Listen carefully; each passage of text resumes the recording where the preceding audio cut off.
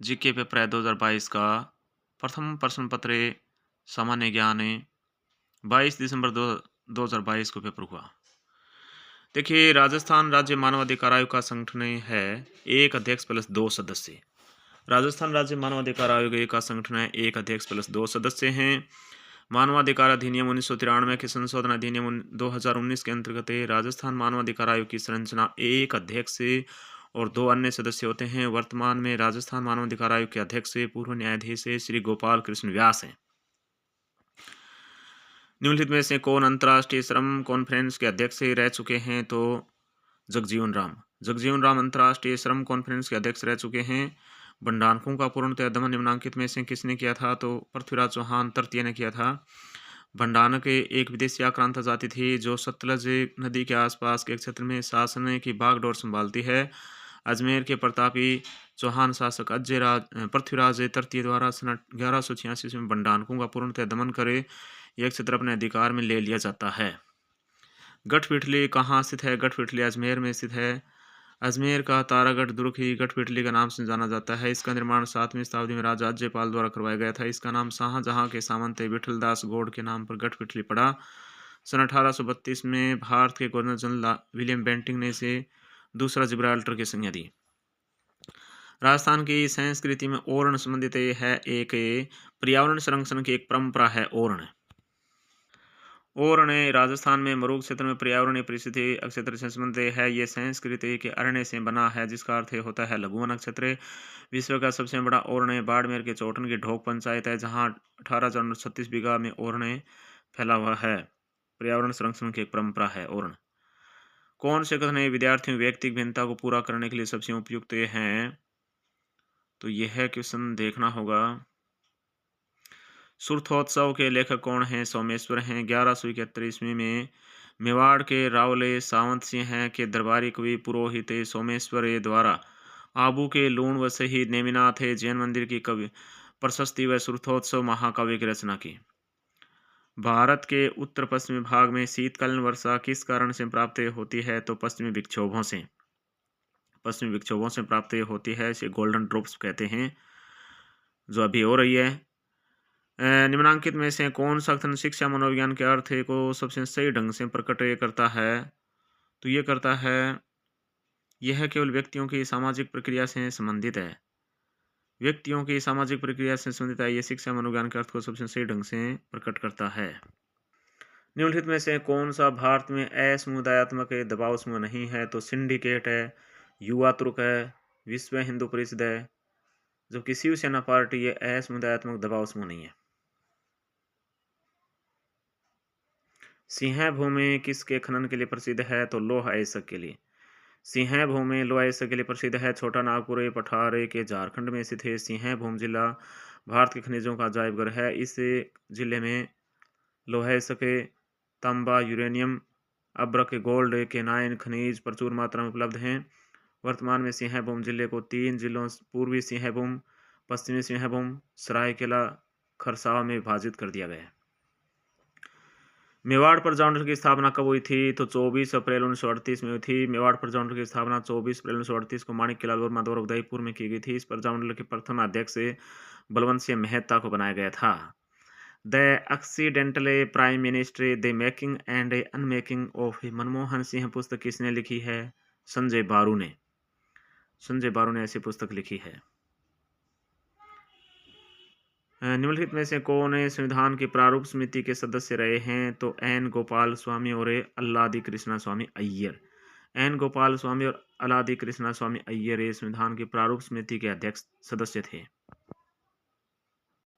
देखिए, 29 अगस्त 1947 को संविधान सभा द्वारा भीमराव अम्बेडकर की अध्यक्षता में 7 सदस्य प्रारूप समिति का गठन संविधान के निर्माण हेतु किया गया। भारत का संविधान 26 नवंबर 1949 को अपनाया गया। इस समिति के सदस्यों में N Gopal Swami, Alladi Krishna Swami Iyer, K M Munshi, D P. Khaitan, Mohammad Saadullah, B L. Misra थे। अम्र वर्षा भारत के किस क्षेत्रीय राज्य से संबंधित है? तो दक्षिणी भारत से। राजस्थान स्टेट केमिकल वर्क से कहाँ अवस्थित है? किसमें? डीडवाना में अवस्थित है। राजस्थान के राजकीय उपक्रम के रूप में Rajasthan state chemical works Didwana की स्थापना वर्ष 1964 में की गई थी। डीडवाना झील में ब्राइन विधि द्वारा नमक बनाया जाता है। डीडवाना झील में नमक उत्पादन करने वाली संस्था को देवल कहते हैं। ईसरजी एवं ईसरीजी ईसरजी एवं ईसरीजी निम्न में से किस युगम को प्रदर्शित करते हैं? तो शिव पार्वती को। गणगौर शब्द शिव और पार्वती के नाम से बना है, इसलिए शिव पार्वती की पूजा के लिए चैत्र शुक्ल तृतीया को राजस्थान में गणगौर पर्व मनाया जाता है। ये होलिका दहन के दूसरे दिन चैत्र कृष्ण प्रतिपदा से चैत्र शुक्ल तृतीया तक 18 दिनों तक चलता है। फिर निम्नलिखित में से कौन सा एक नदी युगम में मुख्य नदी और सहायक नदी सही सुमेलित नहीं है? तो चंबल बैनास नहीं, चंबल बैनास सही है, यमुना गंभीर सही है, लूनी सागी सही है, जबकि बनास गुहिया ये सही नहीं है। तो बनास गुहिया मुख्य नदी और सहायक नदी सही नहीं है। बनास की सहायक नदियों में आयड़, बेड़च, बामणी, कोठारी, डाई, खारी, सीप आदि प्रमुख है। बनास की सहायक नदी में गुहिया नदी लूणी की सहायक नदी है। राजस्थान विधानसभा को विघटित करने का अधिकार किसे है? तो राज्यपाल को। भारतीय संविधान के अनुच्छेद 174 के तहत राज्य के विधानमंडल के सत्र के आहूत करने, सत्र अवसान करने और उसका विघटन करने का अधिकार राज्यपाल को प्राप्त है। सदन के स्थगन का अधिकार पीठासीन अधिकारी अर्थात विधानसभा अध्यक्ष को है। ठीक है। निम्नलिखित में से कौन है कालीबंगा के उत्खनन से संबंधित नहीं है? तो एम डी खरे है, बी के थापरे, बी लाल है, जबकि पिज्जी लाल नहीं है। वर्ष 1952 ईस्वी में सर्वप्रथम अमलानंद घोष ने कालीबंगा सभ्यता की खोज की। 1961-1969 में बीबी लाल और बी के थापर ने इसका उत्खनन किया। कालीबंगा सभ्यता का कालक्रम 2350 ईस्वी पूर्व से 1750 ईस्वी पूर्व माना जाता है। यहाँ जूता का खेत, एक साथ 2 फसलें और नर्तकी की मूर्ति के अवशेष मिले हैं। वर्ष 1985-86 में राजस्थान सरकार द्वारा हनुमानगढ़ में कालीबंगा संग्रहालय की स्थापना की गई थी। राजस्थान विधानसभा के द्वितीय अध्यक्ष कौन है? रामनिवास मिर्धा। रामनिवास मिर्धा। हाँ देखिए, राजस्थान विधानसभा के द्वितीय अध्यक्ष कौन थे? रामनिवास मिर्धा थे। राजस्थान की 176 सदस्यीय विधानसभा गठन 2 अप्रैल 1957 को मोहनलाल सुखाड़िया के नेतृत्व में हुआ। इसके अध्यक्ष रामनिवास मिर्धा थे तथा उपाध्यक्ष निरंजननाथ आचार्य थे। निरंजननाथ आचार्य थे। शिक्षण में मौखिक संकेतों की अपेक्षा वास्तविक प्रत्यक्ष अनुभव बहुत प्रभावशाली होते हैं। इस कथन का आधार है अनुभव शंकु। शिक्षण में मौखिक संकेतों की अपेक्षा वास्तविक प्रत्यक्ष अनुभव बहुत प्रभावशाली होते हैं। इस कथन का आधार है अनुभव शंकु है। एडगर डेल द्वारा 1946 में अनुभव शंकु विकसित किया गया। इसे विभिन्न सीखने के अनुभवों और अवधारणाओं के आधार पर बनाया गया है। विकास का कौन सा सिद्धांत इस बात पर आधारित था कि बच्चे दूसरों के व्यवहार को देखकर और उनकी नकल करके सीखते हैं? तो यह है सामाजिक अधिगम है। सृजनात्मक मापन के लिए निम्न में से एक सृजनात्मक परीक्षण का मुख्य घटक क्या है? अपसारी चिंतन। सृजनात्मक परीक्षण है तो अपसारी चिंतन होगा। ठीक है।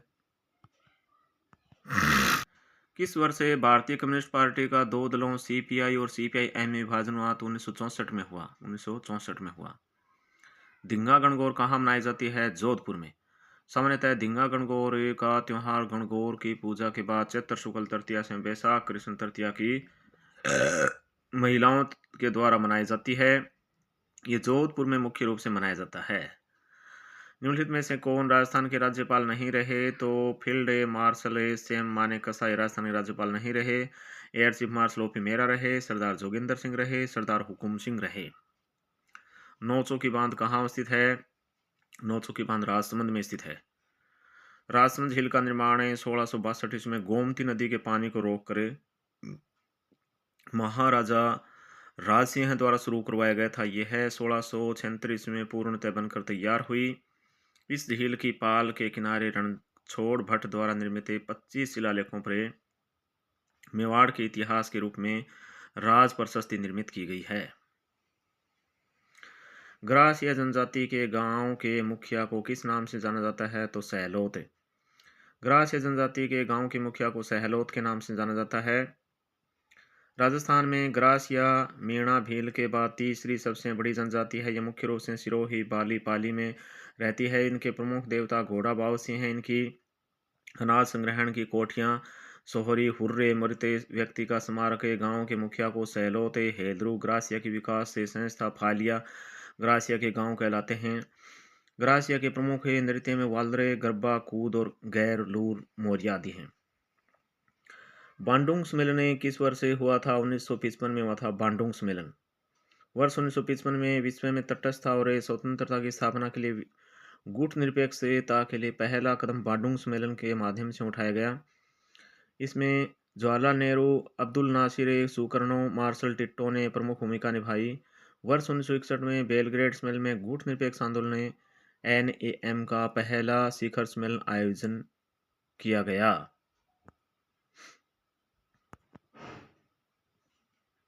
यह किसने कहा कि शिक्षा मनोवैज्ञानिक शैक्षिक अभिवृद्धि एवं विकास का व्यवस्थित अध्ययन है? तो JM स्टीफन ने कहा है।